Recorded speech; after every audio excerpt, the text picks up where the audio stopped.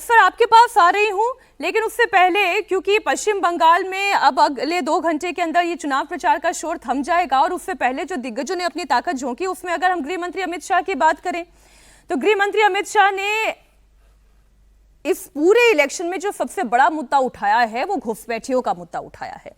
उन्होंने घुसपैठियों को लेकर क्या कहा, पश्चिम बंगाल में बीजेपी की सरकार आएगी तो बीजेपी क्या करने जा रही है, बड़ी चुनौती क्या है, फोकस कहां पर है, जरा एक बार गृह मंत्री अमित शाह का बयान सुने, फिर आगे चर्चा को बढ़ाते हैं। ये बांग्लादेशी घुसपैठिए को निकालना चाहिए या नहीं निकालना चाहिए? रोहिंग्या को निकालना चाहिए या नहीं निकालना चाहिए? अरे जोर से बोलो, घुसपैठिए को निकालना चाहिए या नहीं निकालना चाहिए? ये एसआईआर की प्रक्रिया में ममता दीदी ने, कलेक्टर ने कुछ गोरखाओं के भी नाम काटे हैं। कोई बात नहीं, सीटें हमारी ही आने वाली है। चुनाव समाप्त होते ही चुन चुन कर हर गोरखा को वापिस मतदाता सूची में डालने का काम भारतीय जनता पार्टी करेगी। अब देखिए, बीजेपी बांग्लादेशी घुसपैठियों का मुद्दा उठा रही है। एक बार फिर से मैं आपको बड़ी स्क्रीन पर लिए चलती हूँ। ममता बनर्जी पर मुस्लिम तुष्टीकरण का आरोप लगा रही है और ममता बनर्जी मुसलमानों को अपने साथ एकजुट रखने के लिए अपनी पूरी ताकत झोंक रही हैं। 152 सीटों की ही अगर रण की बात करें तो 32 सीटें इनमें ऐसी हैं जहां पर 85% जो है मुस्लिम मतदाता हैं, वो प्रभावी रहते हैं। 2021 में सभी 32 सीटों पर टीएमसी ने अपना चुनाव जीता और 32 में से 19 सीटें ऐसी थी जो मुर्शिदाबाद जिले के अंतर्गत आती है। आप जानते हैं इस बार मुर्शिदाबाद में कुछ नए प्लेयर्स भी हैं, हुमायूं कबीर अलग चुनाव लड़ रहे हैं, असदुद्दीन ओवैसी भी आ गए हैं। तो क्या इससे कोई बड़ा फर्क पड़ने वाला है? 20,000 से 1 लाख वोट के मार्जिन से ये वो क्षेत्र है जहां पर दिलचस्प बात यही है कि 50 से 85% मुस्लिम आबादी वाली 32 सीटों में से 19 सीटें जहां मुर्शिदाबाद जिले की हैं, वहां पर इतने बड़े मार्जिन से टीएमसी आज तक जीतती आई है।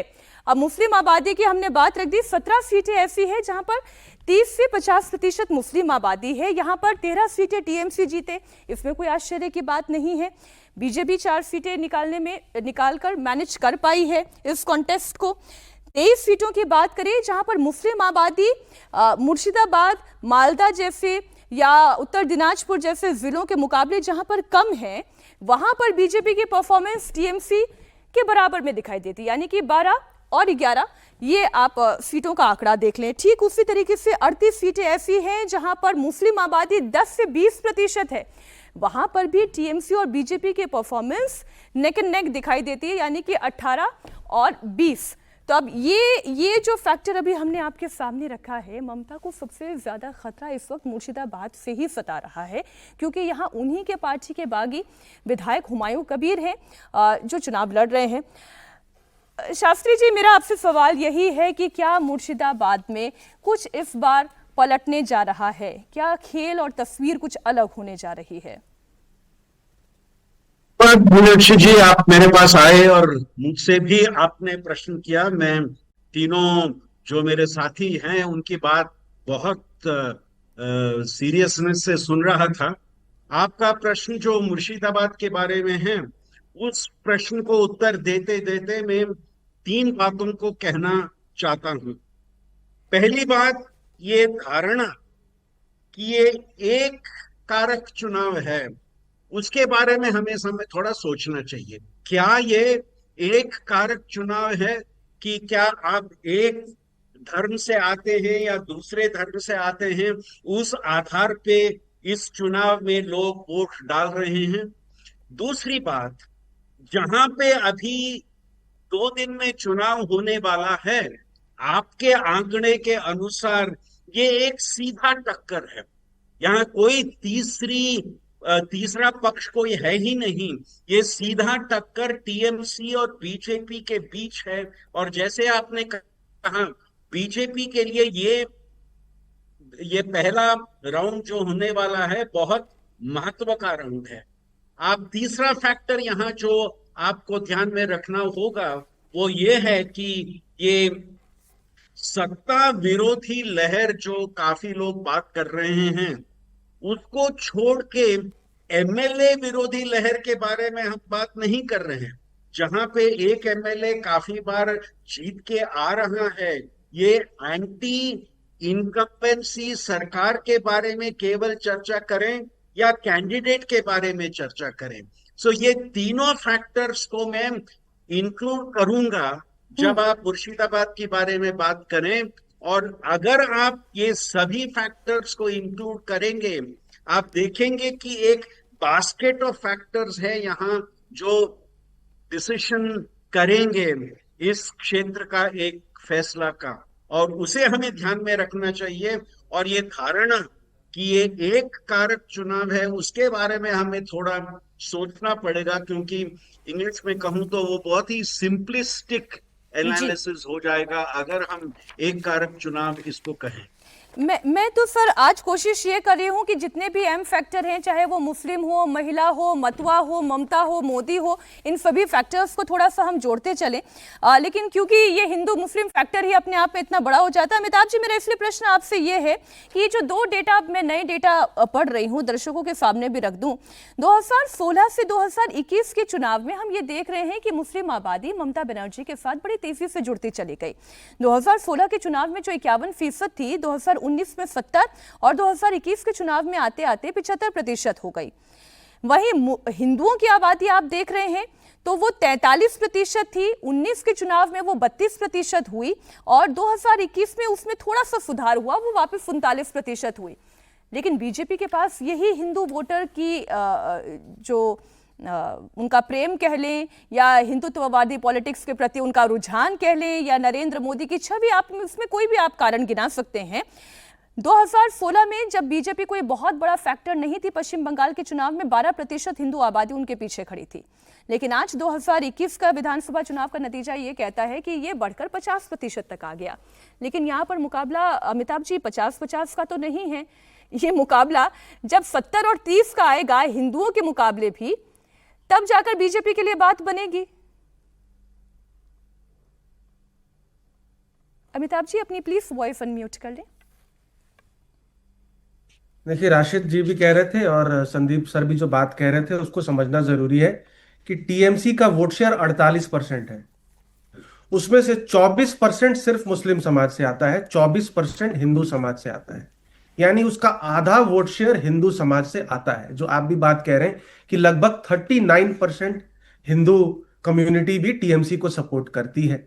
ठीक है, अब आ जाते हैं कि जो मुस्लिम समाज में लीड है टीएमसी की, 75% अगर टीएमसी को वोट कर रहा है तो बीजेपी को सिर्फ 5%, यानी लीड 70% की है। लेकिन जो लीड बीजेपी को हिंदू समाज में है वो इतनी बड़ी नहीं है। 52% हिंदू अगर वोट कर रहे हैं बीजेपी को तो लगभग मेरे हिसाब से तो लगभग 37% वोट कर रहे हैं टीएमसी को भी, तो ये लीड सिर्फ 15% की है। तो लीड जो है 70% मुस्लिम समाज में टीएमसी की है, लेकिन हिंदू समाज में लीड बीजेपी की सिर्फ 15% है। अब यहां से जैसे आप कह रही हैं कि 50% लगभग बीजेपी को वोट मिलता है, मेरे हिसाब से 52% हिंदू समाज का वोट है।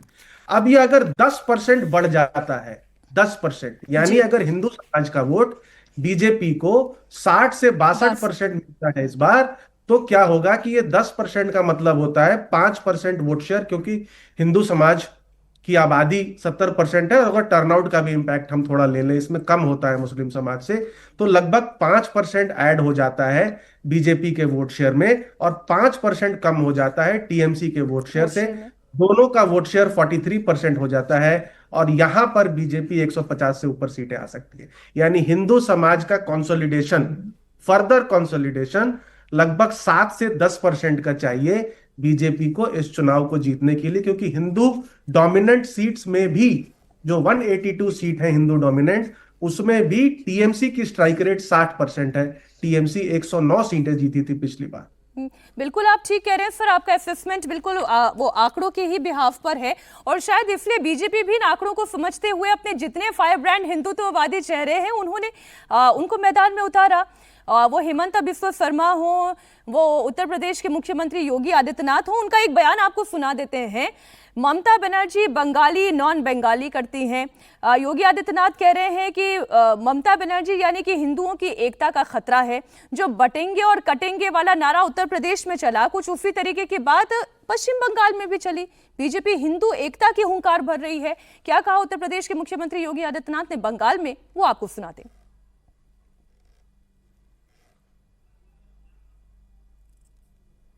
बंगाल की धरा पर कोई भी पर्व और त्योहार होता है, ममता दीदी को तो जय श्री राम के नारे से चिढ़ है, चिढ़। वो दुर्गा पूजा नहीं करने देती, दुर्गा मूर्ति विसर्जन के जुलूस को प्रतिबंधित करती है। उपद्रव, उत्सव के पहले उपद्रव हो जाता है, शोभा यात्रा पर पथराव होता है। यही हाल 2017 के पहले यूपी के अंदर भी थे। पर्व और त्योहार के पहले उपद्रव हो जाता था, गुंडागिर्दी चरम पर थी, लोग पलायन करने के लिए मजबूर थे। 17 के पहले यूपी के अंदर जय श्री राम बोलने पर लाठी और गोली चलती थी। आज मैं आपसे कह सकता हूं, यूपी के अंदर उपद्रव नहीं, उत्सव है। यूपी में अब कोई पलायन नहीं है। यूपी के अंदर नो कर्फ्यू, नो दंगा, यूपी में है सब चंगा। इस बात को तय करना होगा।